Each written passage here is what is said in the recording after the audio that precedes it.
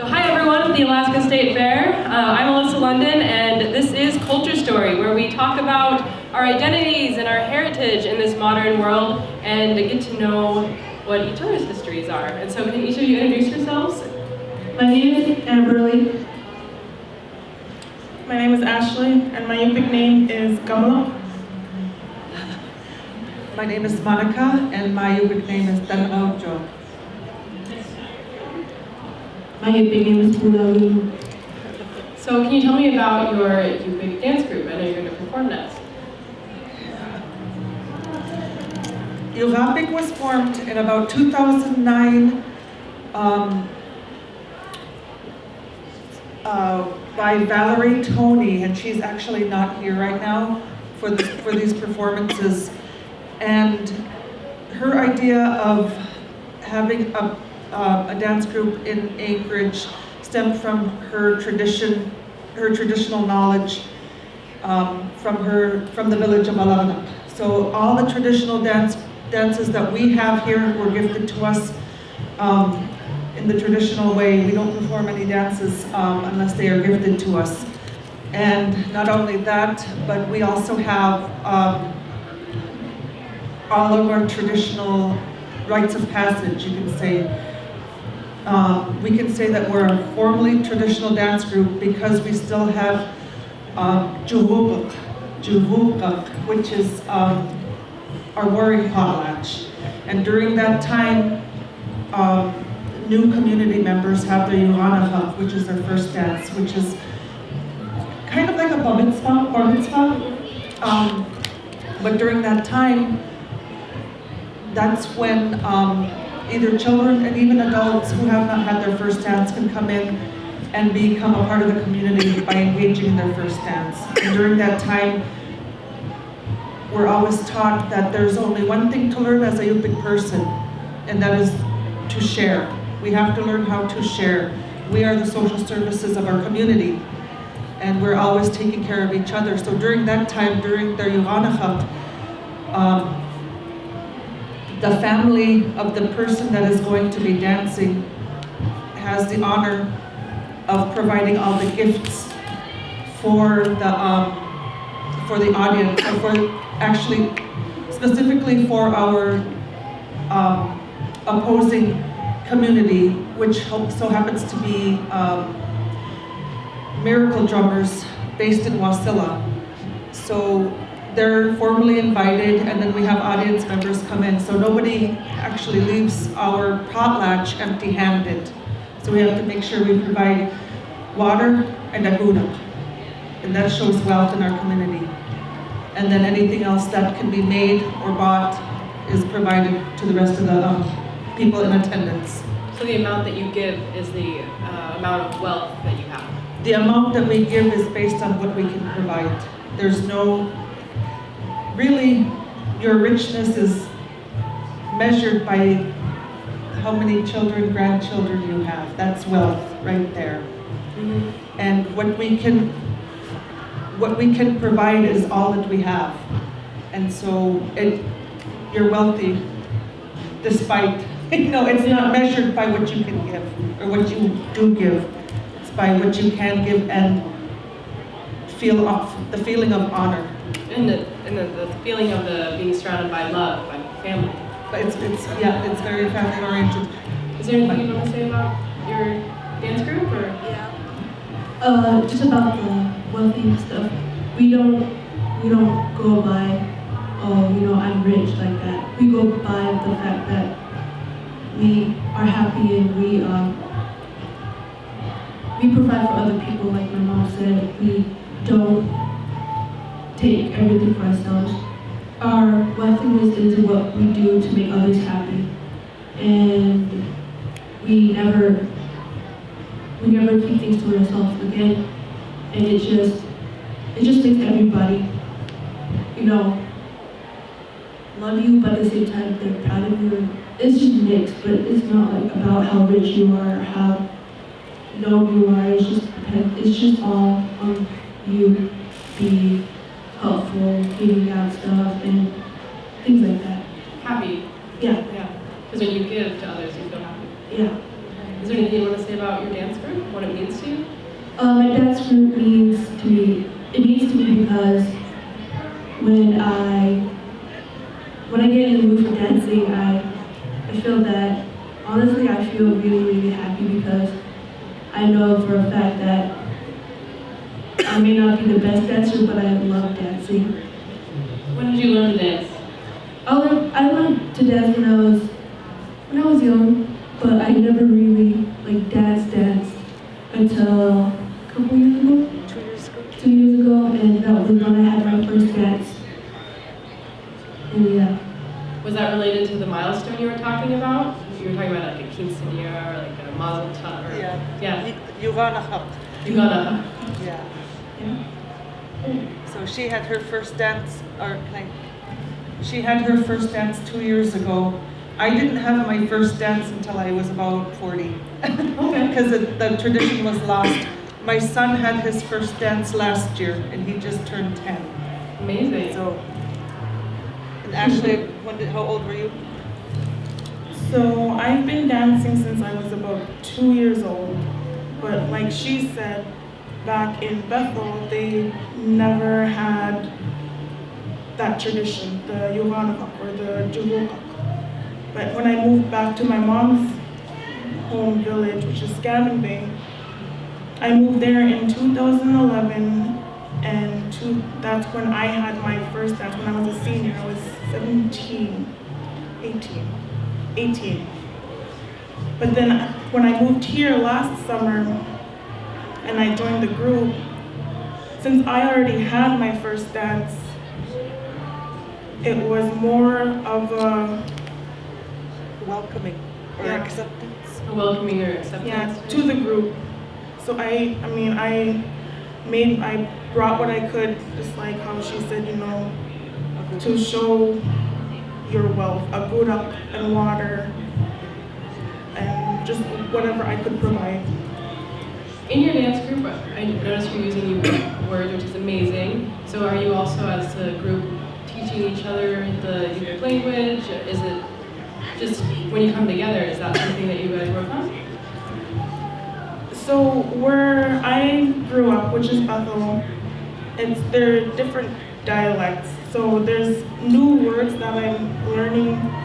It's Yukon dialect. Mm-hmm. So there's new words that I'm learning as we sing the songs.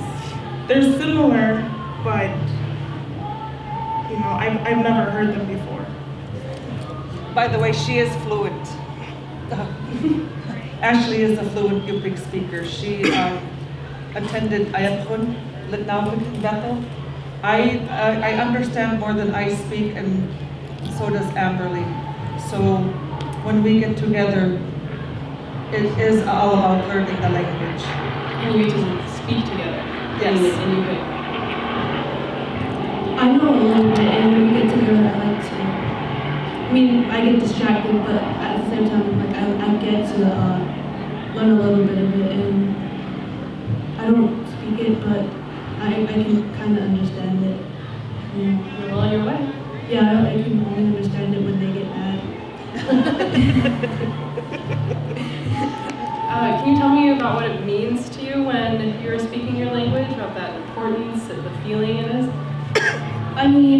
I would really like to learn, and I think it's important because we lost our language during the. Well, I didn't teach it to you. Oh, she didn't. Yeah, she didn't teach it to me.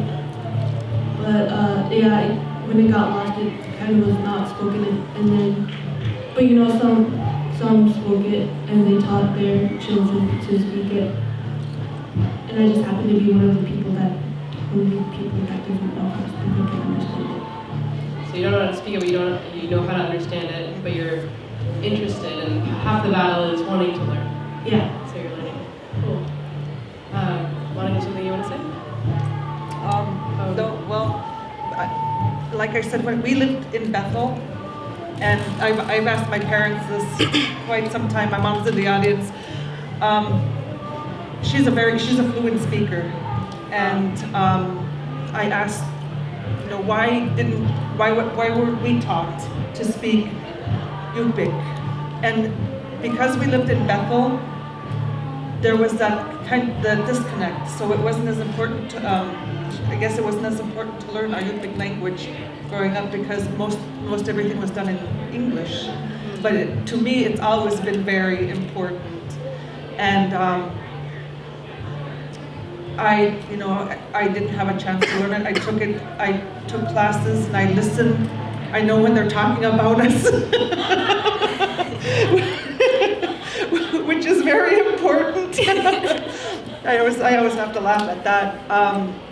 But even now, my children are learning to speak it. 2 of my children are learning to speak it because there's that push and that importance, especially being a part of our community, Yupik community. It's very, very important. Not only do we want to preserve our language, but also preserve our traditions. When we dance because, and call on our ancestors. So every time we perform, even during our practices, Yuralat, our ancestors are there. It's amazing. It's very important. Can each of you answer the question of what does it mean to be Yupik today? Ooh, I'm gonna pass this on. I'm gonna think about that one. That's a very important question. Can you put that in words that I can understand? Yeah, so now that we are living in Anchorage, or we are also assimilated with the Western society, how do you define your culture and your identity as a Yupik person nowadays? Like, what does that mean to you? Some people, it's like, oh, what's the food I eat? Or, oh, it's the way I feel with my community. Or, it's that I'm learning my language. So, what does it mean for you? It means for me that you get to experience what you have and what you will give. And I feel that when you have a chance, an opportunity to have a culture where you get to have opportunities to share with other people, makes you a better person, but makes you a good person on the inside and out. It shows that you really do care about everyone around you. And it's very interesting. I feel that's very interesting because without our culture, I feel that everything would have been different. And yeah. That's a good answer. So it makes you feel like that you're part of something greater. It centers you in a way because then you know who you are, where you come from, who you're going to give to. It gives you your life purpose and direction. That's what I understood. Yeah? What about you, Ashley? Stronger, very strong connection. That was a very hard question. I think about it a lot. Like as a mixed Tlingit person, I'm like, what does it mean to be Tlingit today? So I like to ask other Alaska Native people that. It can be something as simple as being Yupik makes me feel happy, or it makes me feel I know who I am. We can do a course, maybe 2 courses on this answer, because that's not a very simple question to answer. That's why I ask it. But being Yupik means it means a plethora of things mixed together. Your connection to the land, connection to your ancestors, being able to be proud of your namesakes, who you're named after. There's 500 generations before us that have had the same name. And having the opportunity to represent those people through dance, it means being a part of a community, it means sharing. It's so important. That identity that we have as Yupik people is so important for the success of our people, because you can draw on all the knowledge that generations before us had. science is finally catching up to what we've known for thousands of years, for example. Our ancestors were so brilliant to make that connection with the land, the air, the water, and have a successful community, a lifestyle that worked for them. That's amazing, simply amazing. And to be able to bring that knowledge and to bring it to our children, you get a sense of pride, and they have a sense, they're not prideful in the way that they're proud. I don't even know how to explain it. They're not prideful, or they don't use that to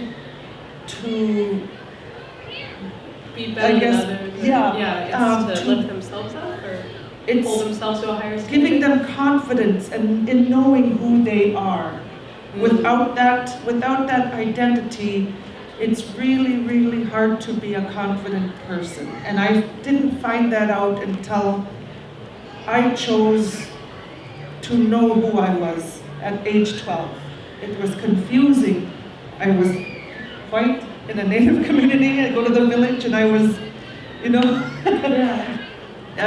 too Native for thought in Bethel. But once I made that decision to start dancing and to really learn to talk to elders, to really study, to research, to make that connection, is when I knew who I really was. So that's beautiful. very important. I agree.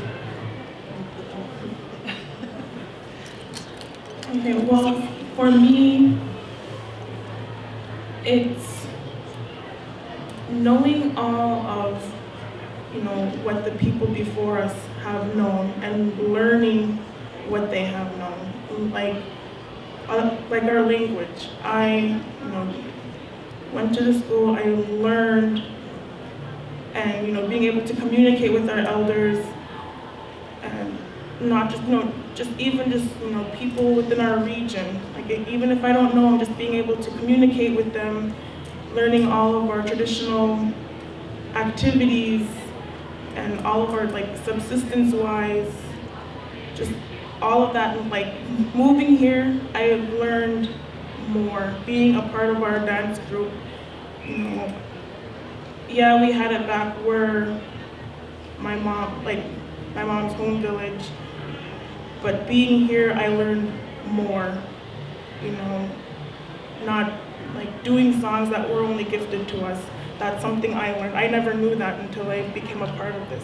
So just learning what, our ancestors have done and what we continue doing today. Thank you. So important. On the topic of identity, without our identity, we wouldn't know who we are. We wouldn't know what we're capable of. We wouldn't know what we could do. We wouldn't know anything about our culture. And we strongly believe that our identity is the number one thing to have, because if you don't know who yourself, you wouldn't understand the people around you. You wouldn't expand yourself. You would just sit there and just be confused because you don't know who you are. So identity is the major thing you have to figure out about yourself, because it's something that everybody has to learn. It's something everybody has to know. And with your identity, you can become great. You can become a greater person. You can become anything you want to be because you know your identity and you understand yourself. I feel inspired, and I honestly feel like you should just drop the mic right now. I honestly have goosebumps from your answers. I think we should end on that. And I think I'm just really excited to see you guys dance. Is there anything else you want to add about your culture story? I think we did amazing. I think you did amazing with your answers. I think so too. Yeah. I think we did a really good job. We have to get ready for our performance. Ready to dance? You want to be like, hey, and that's my culture story.